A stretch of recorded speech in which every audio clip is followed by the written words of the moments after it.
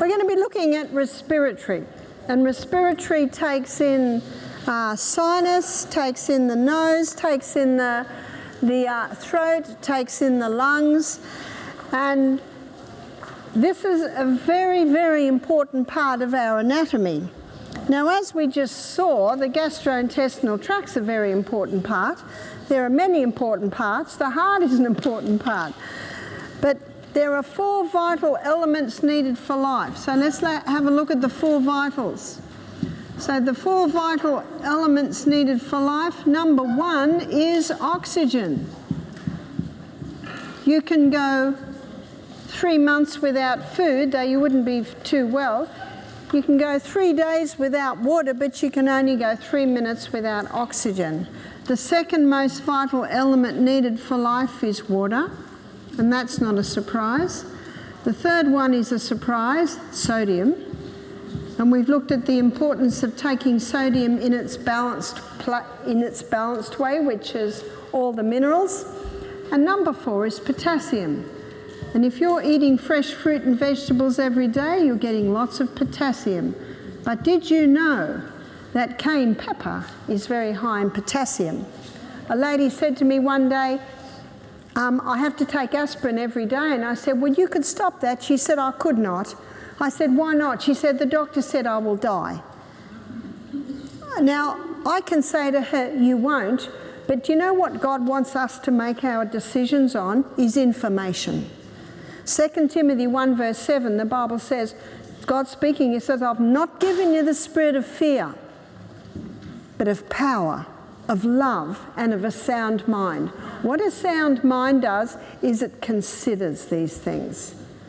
And I said to her, if you take cayenne pepper, it will not only thin your blood, it's a vasodilator, which means it opens the blood vessels and it even strengthens the arterial walls.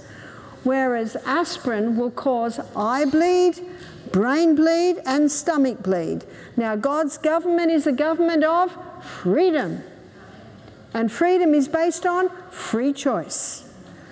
Your doctor, your specialist, your naturopath, your nutritionist are your advisors. And what can you do with that advice?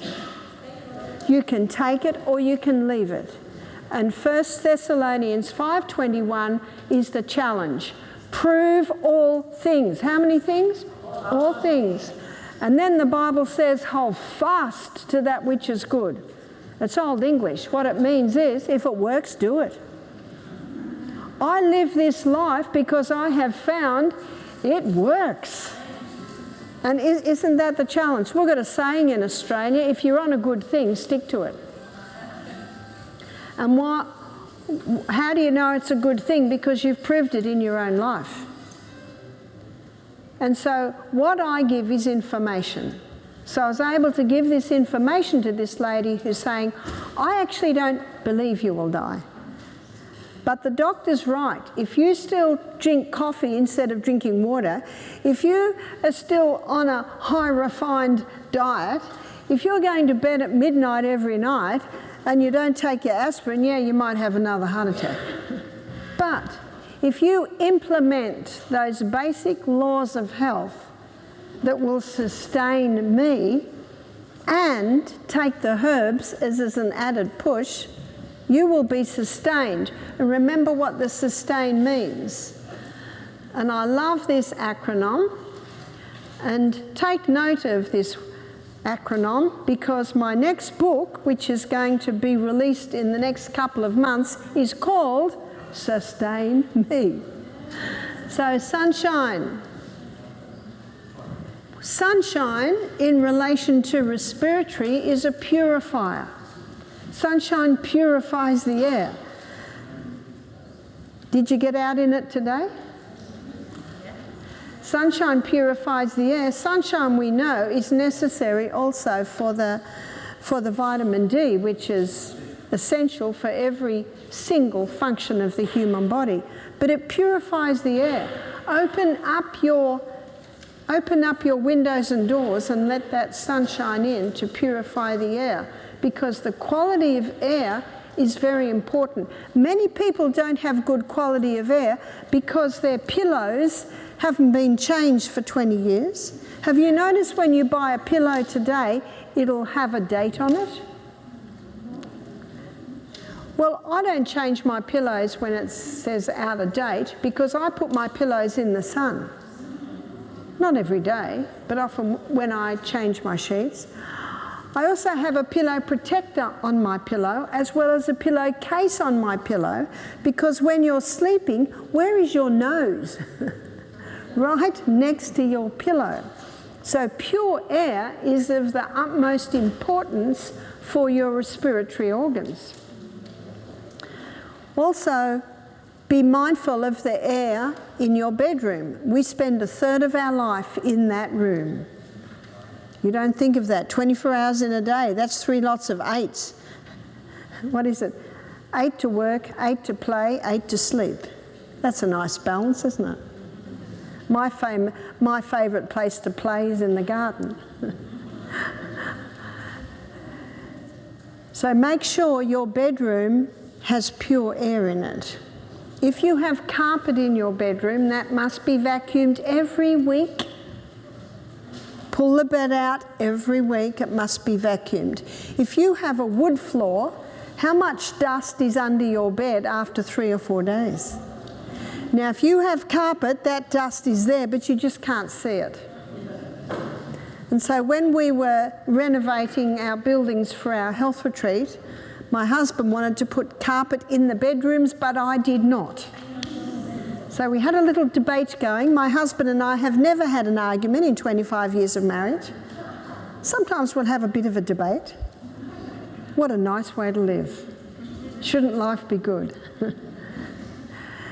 So the floors in the bedroom didn't get done for about another month. And I just smiled sweetly and said, no, you can put little mats there, because what can you do with mats? You can take them out, you can bang them.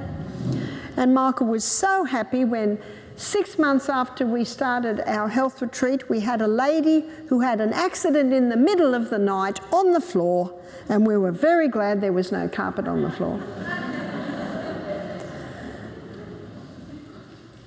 See, when you have tile, when you have wood, you can sweep, you can mop, and you can keep it clean. And if you have carpet, try and get the shortest pile, but that must be vacuumed ideally weekly. The sheets must be changed weekly. Put the quilts and put the pillows, put the blankets outside. And aim for natural fibre in your bedding. So that's cotton, that's feather. These fluffy blankets they have now, have you seen those mink fluffy blankets? I'm sorry, but I don't have any of those in my house because it's not natural fibre. And when you've got natural fibre, the air is going much easier through. It's blocked with the unnatural fibre. So go for your natural fibre where you're sleeping because it is influencing the air that you're breathing. And it is of the utmost importance that our respiratory organs get the purest of air.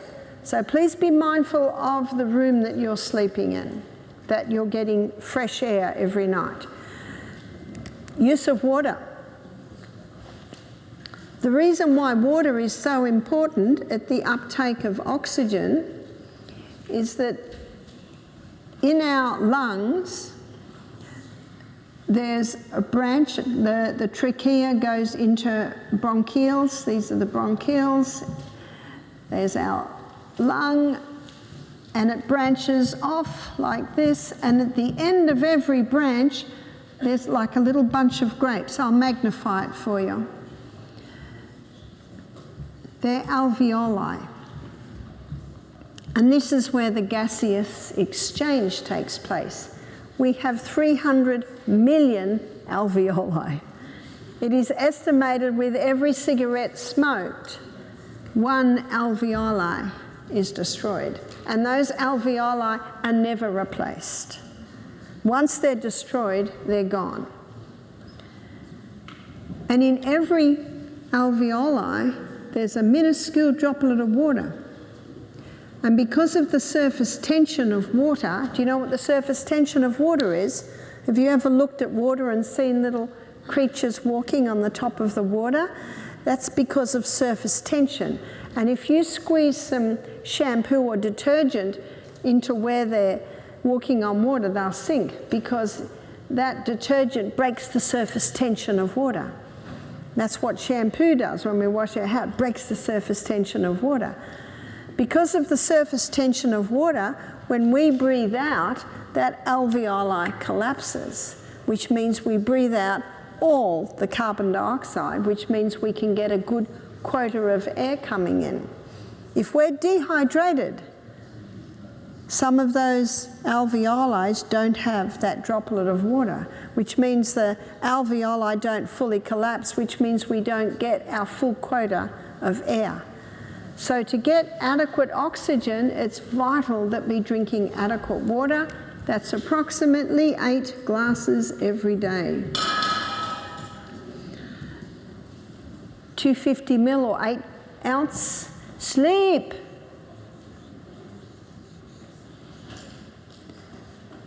Do you remember how many hours?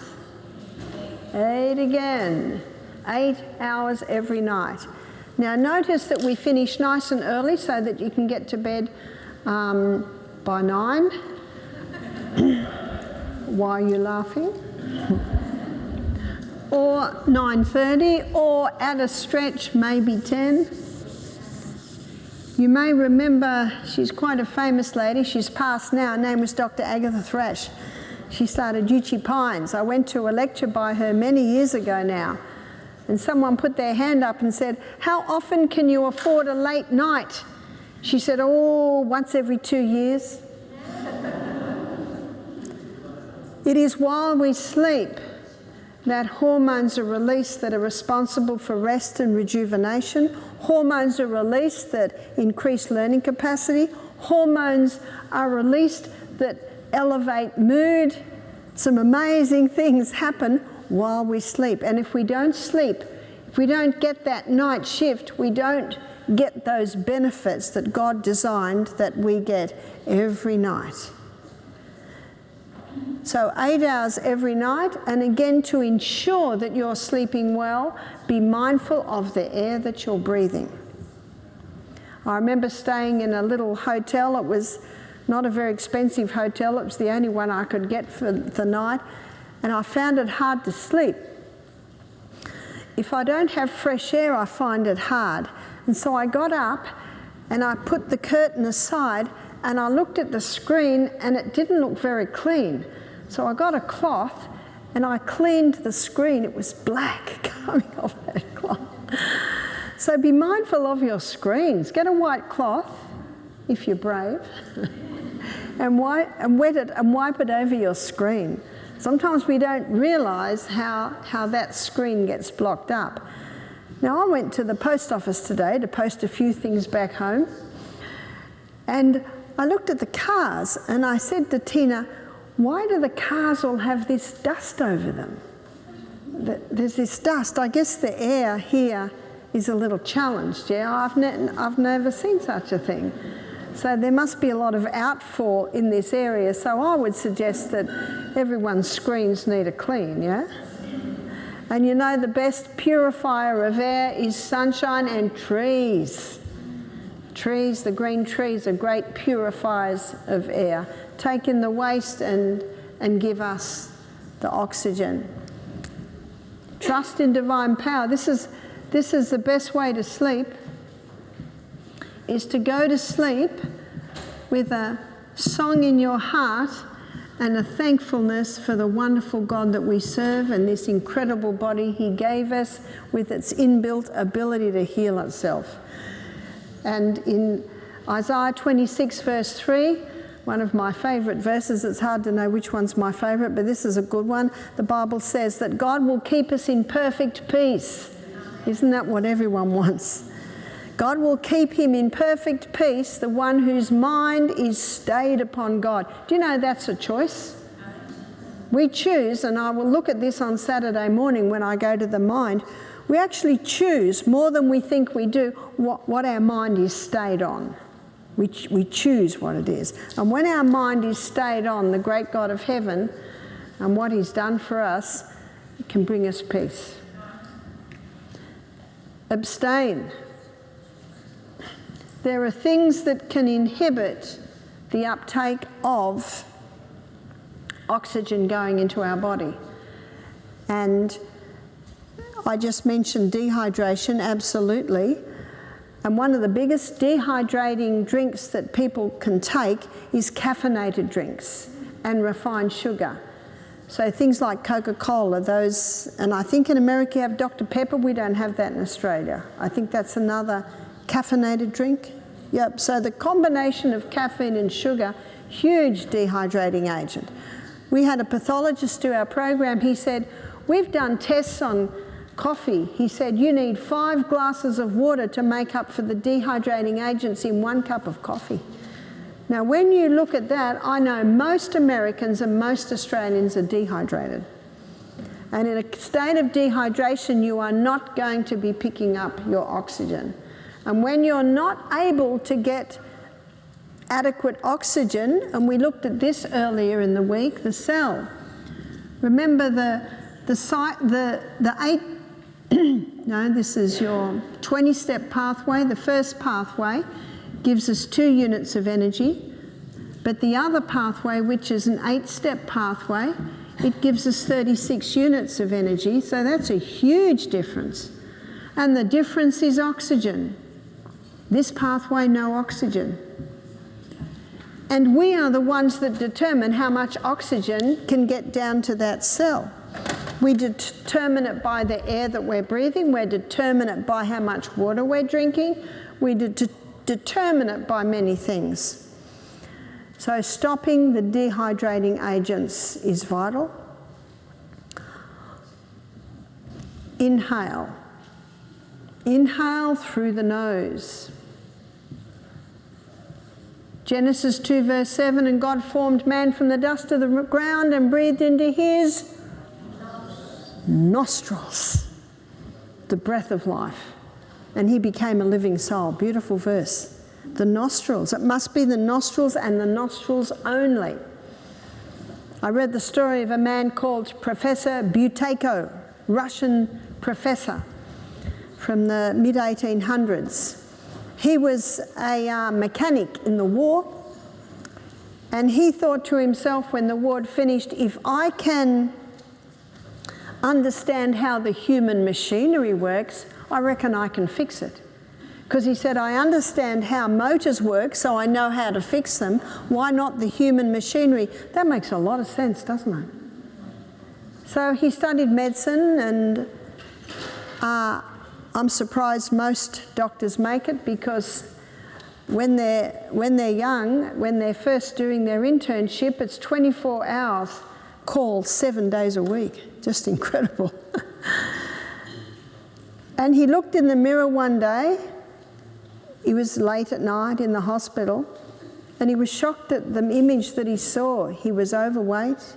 For a young man in his early 30s, he already had diabetes, he had high blood pressure, and he looked at his shoulders, they were hunched, his mouth was hanging open, and he was shocked at how bad he looked. And when he saw it, he stood up and closed his mouth. And he didn't realise that he'd become a mouth breather. So he decided to stand straight and close his mouth. And he found that when he started nose breathing, he actually felt better, and his nose started to clear.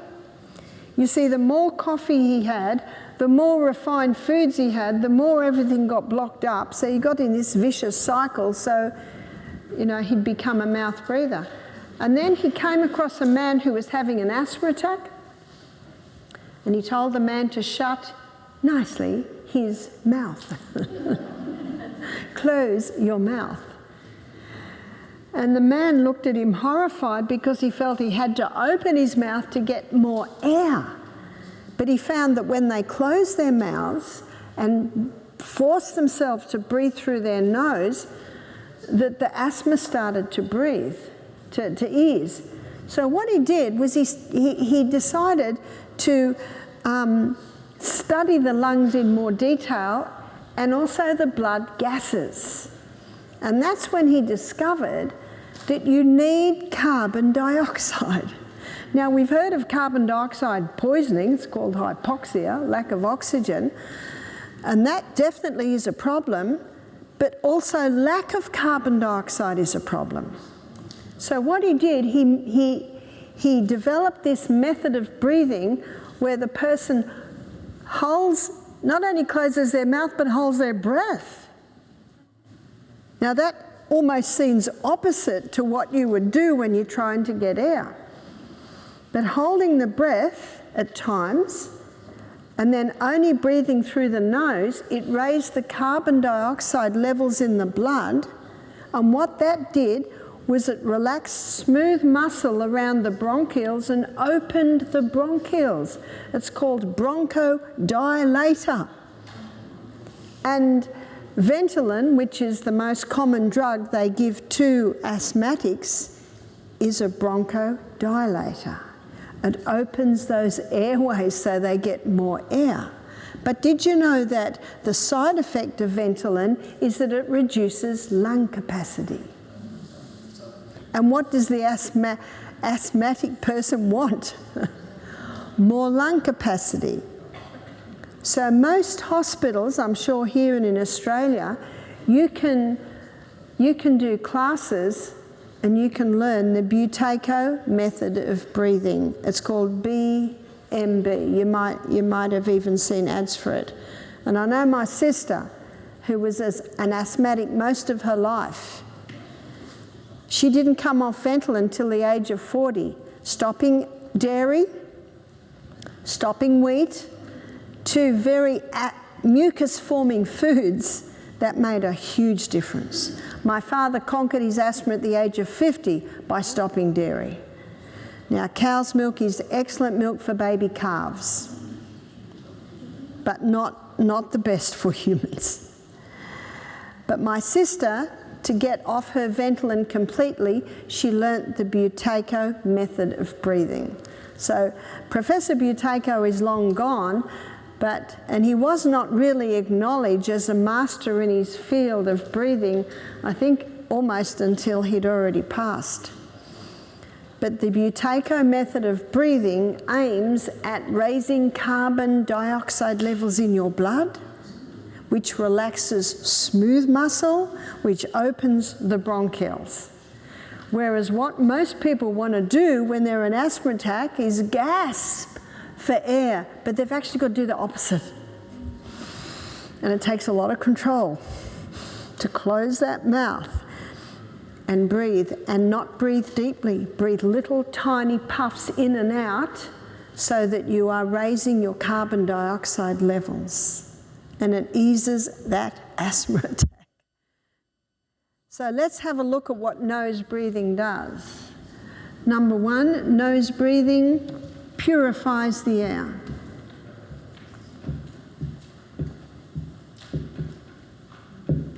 Mouth does not do that. See, what the nose has been an incredible design. There are all these caves in the nose.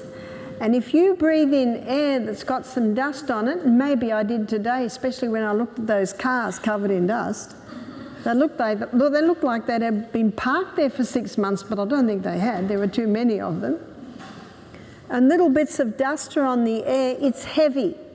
So what it does, it ricochets all around those little caves to loosen that bit of dust, and then pure air becomes light and it goes through and into the trachea, down into the bronchioles. And then at the end of the day, we blow our nose, don't we? With all those little bits. So mouth does not purify the air. When you open your mouth and breathe in through your mouth, you are delivering to your lungs dirty air. It has not been purified. So it must be in through the nose. Nose purifies the air, nose warms the air. Mouth does not do that. Nose also moistens the air. It actually gets the air perfect for the lungs. Nose also, number 4, pressurizes the air. Mouth does not do that.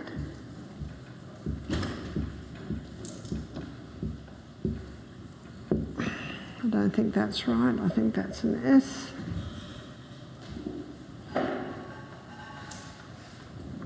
Nose pressurizes the air. Mouth does not do that. Nose does something else. Nose regulates blood gases. What are these blood gases? The blood gases are oxygen and carbon dioxide.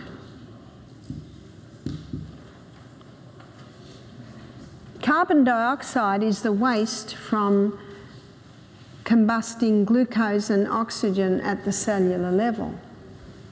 So most of that we want out, but we want to retain some. We have 100 trillion cells in our body. We have 25 trillion red blood cells. And on the red blood cell, there's 270 million hemoglobin. Hemoglobin is what carries the blood, the gases, the blood gases. And on every hemoglobin there are 4 docking sites for oxygen.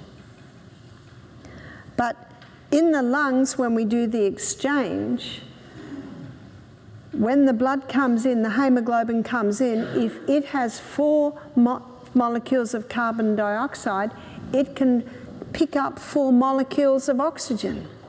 But if it only has 2 molecules of carbon dioxide, it can only pick up 2 molecules of oxygen. So there's this exchange in those alveoli that I just showed you.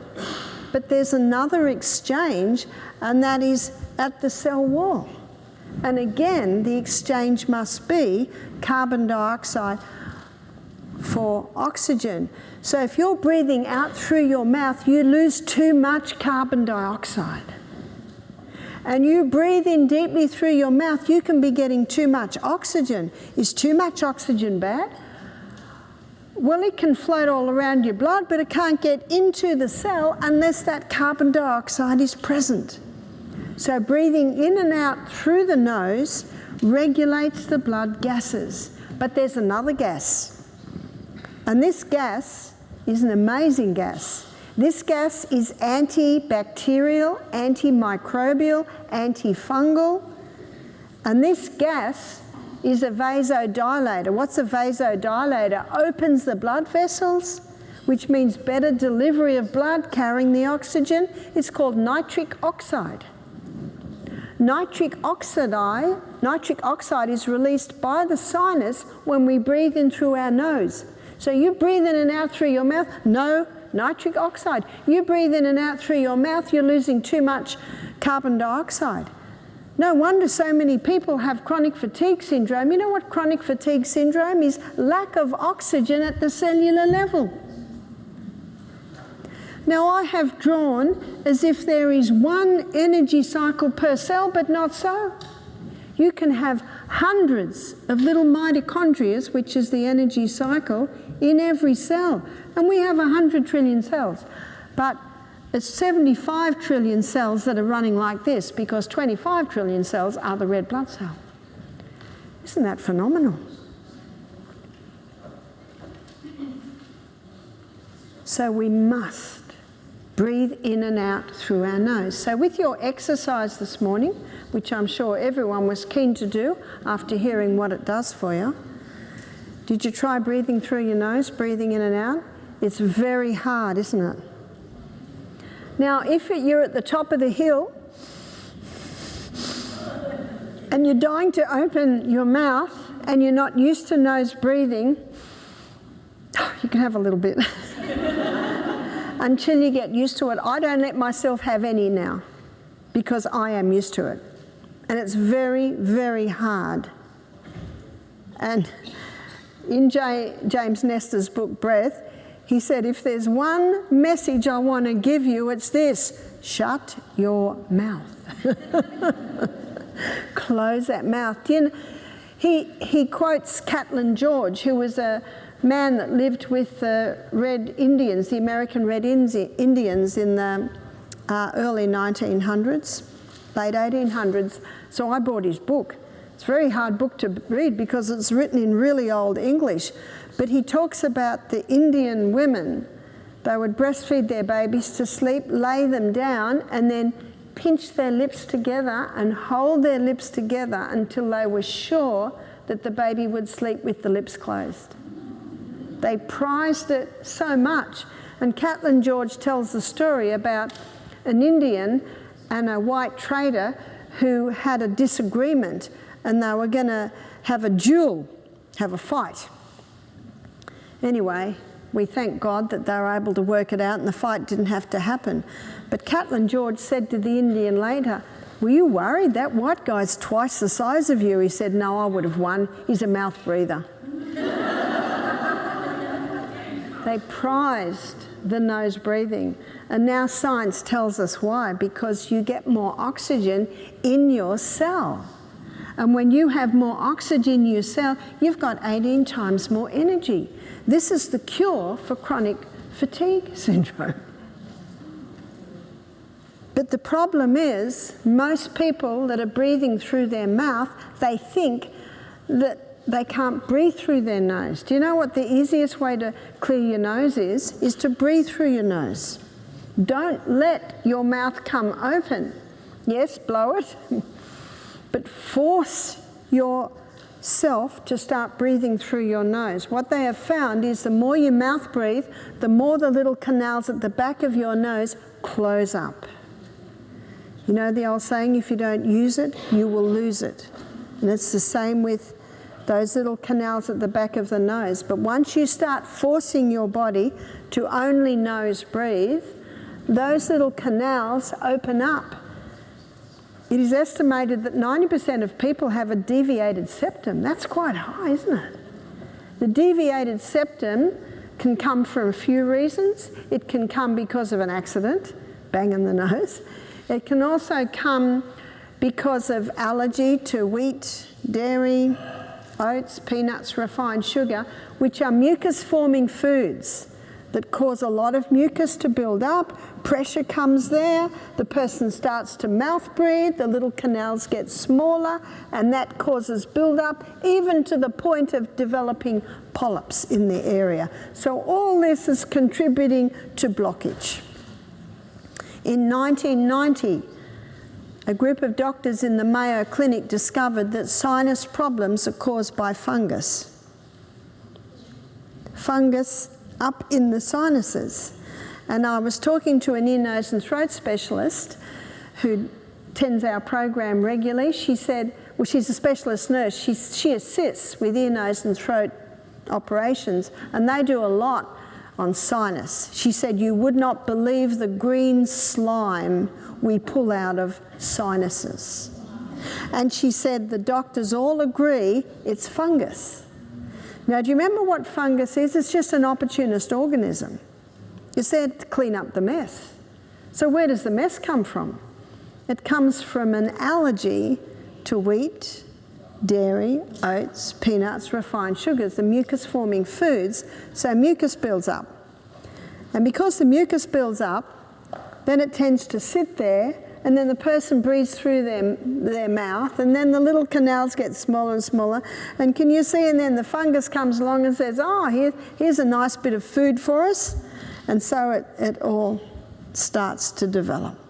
We had a lady attend our program, and she was only 30, and her main problem was sinus. She said, I take headache tablets every day. My sinus is so blocked up, I just get headaches every day. She was carrying about, I've got to do my equation here, so it'd be 20 pound excess weight. So for a 30-year-old woman, she was in a miserable state. And I told her about the allergen foods, which she was eating a lot of. We don't serve any at our retreat. She did the 2-day program, the 2-day juicing, and then with us for a week. And we gave her a herb. Now, we can't get this in Australia, or Switzerland can't get it, Germany can get it, but you can get it here. Because last time I went back to Australia, I took 1 kilo with me. It's expensive. It's golden seal powder. And when I got into Australia, I had to declare it, and they want to get you through quickly. So the guy said, what have you got? I said, herbs. He said, what are you going to do with the herbs? I said, make tea. He said, I'll go through. He didn't even look at it because we have to declare any plant. Golden seal has a nickname. It's called King of Tonics to all mucous membranes. And so your sinus aligned with mucous membranes. So it's a tonic to that area. It's also anti-staphylococcic. Now, there's not a drug that will kill golden staph, but golden seal will. It's strong antimicrobial herb. It's antifungal, antibacterial, antibiotic, anti-yeast. It's very powerful. It's very expensive, but you don't need very much.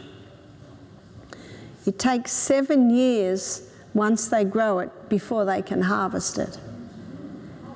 But I know you can, Country Life, I think Country Life is a place my daughter orders from. I think she can get golden seal from there. So don't be surprised at the price, because you don't need very much.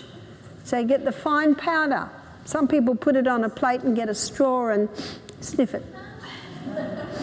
Or you can put it in the dip of your hand here and go to a mirror and sniff it. Don't sniff out and lose it, because it's gold. And it looks just like gold. It's bright yellow. And so we got this girl to sniff the golden seal into each nostril, just a little bit. Don't sniff hard or it'll feel like the top of your head's just blown off.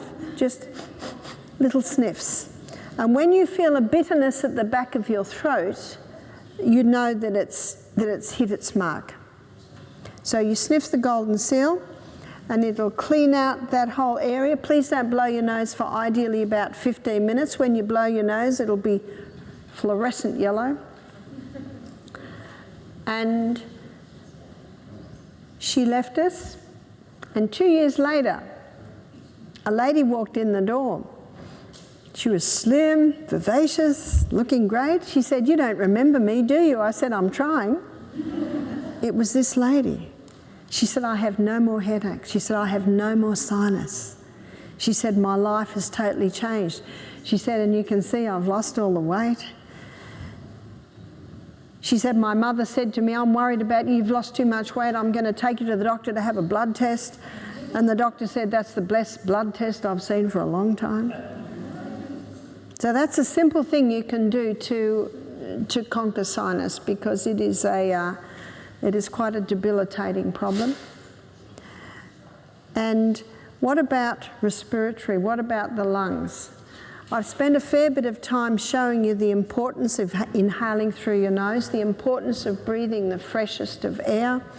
Nutrition is vital. So not only must we abstain from breathing bad air, but also from those mucus-forming foods. So the foods we've been talking about, fruits and vegetables, whole grains, ideally the ancient grains, not the refined and not the hybridised like the wheats of today. Why oats? Oats are very high in lectins. Did you know the Scottish used to soak it all day and cook it slowly overnight on the corner of the fuel stove, and that destroys the lectins. So if you do use oats, it should be long, slow cooking. But I have found with many people, let's say 30% of our guests we find have an allergy to oats. So oats is a question mark. Moderation in all things. Some things must be abstained, but some things taken lightly. And as you saw from my last lecture, don't overeat. Exercise is probably one of the great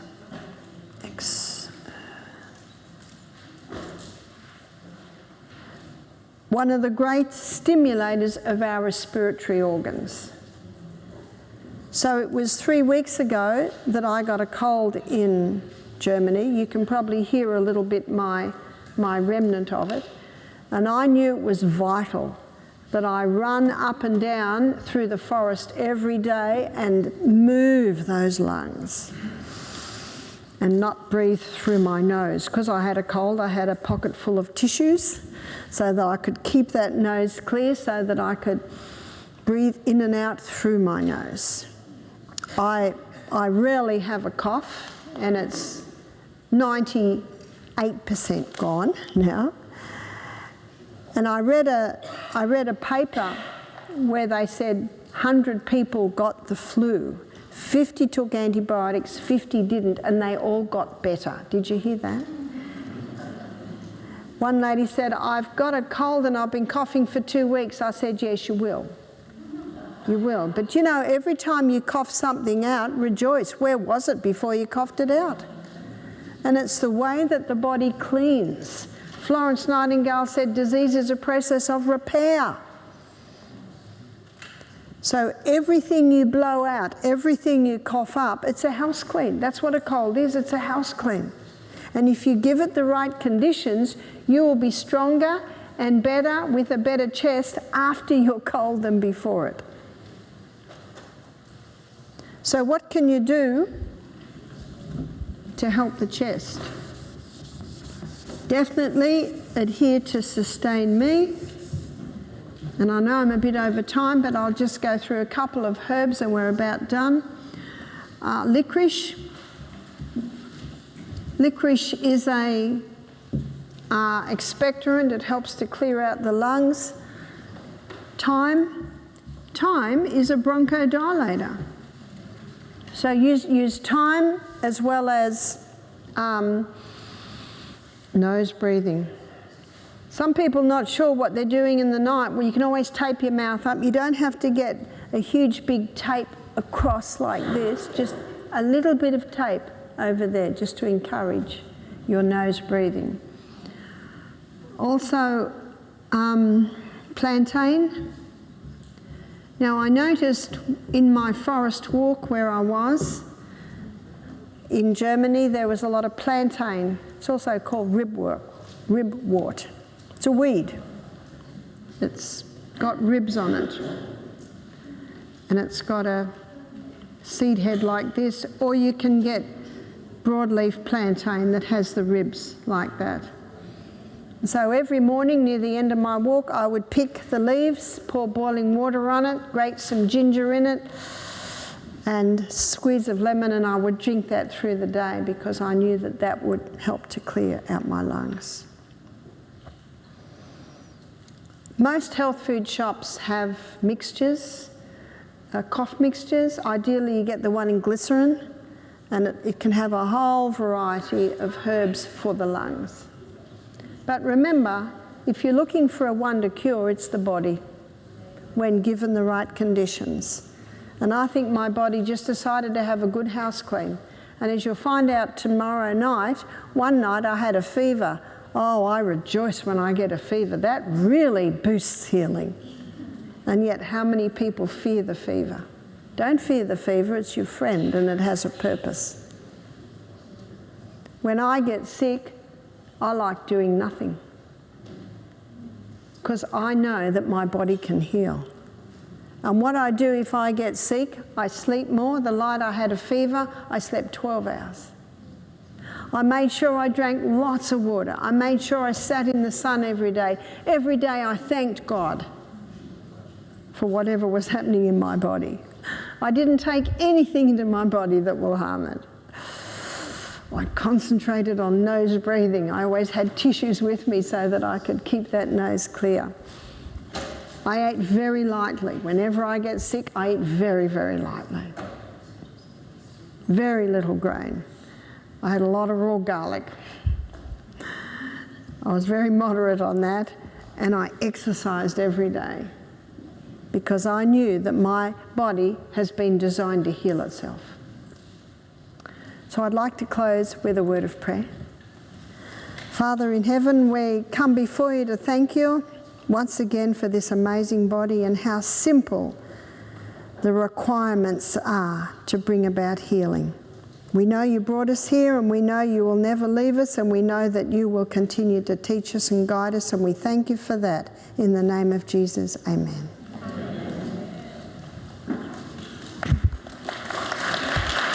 Thank you.